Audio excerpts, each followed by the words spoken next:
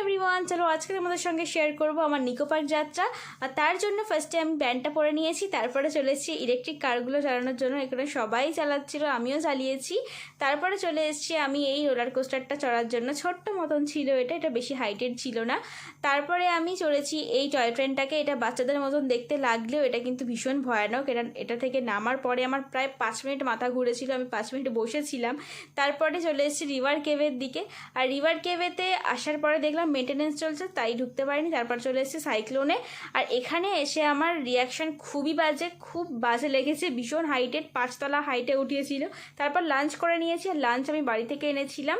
তারপরে লাঞ্চ করার পরে আমি আবার ঢুকছি, আবার এন্টার করে তারপরে আবার চেঞ্জ করে নিলাম। ওয়াটার পার্কে যাব, আর ওয়াটার পার্কে ঢুকে তারপর লকারে ব্যাগগুলো রাখতে হবে, ব্যাগ জুতো এগুলো রেখে নেব।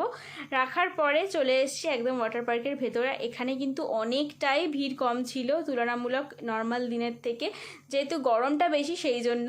তো আমি তাও এসেছি, আমার এই টাইমে বেশ ভালোই এনজয় করেছি আমি। আর এই জায়গাটা আমার খুব পছন্দের একটা জায়গা। এখানে এসে সত্যি কথা চোখের শান্তি, আর ভীষণ ভালো লাগে এই জায়গাটাতে আসলে।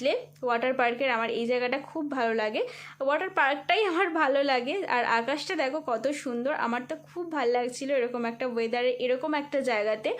তো এখন আমি জলে নামলাম ভালো করে, তাই জন্য তোমাদের সঙ্গে ক্লিপটা শেয়ার করছি। পরে আমি চড়ে নিয়েছি এখানে স্লিপ। আমি কিন্তু বেশি স্লিপ চড়তে পারিনি, যেহেতু আমার প্যান্টটা সিনথেটিক ছিল না সেই জন্য।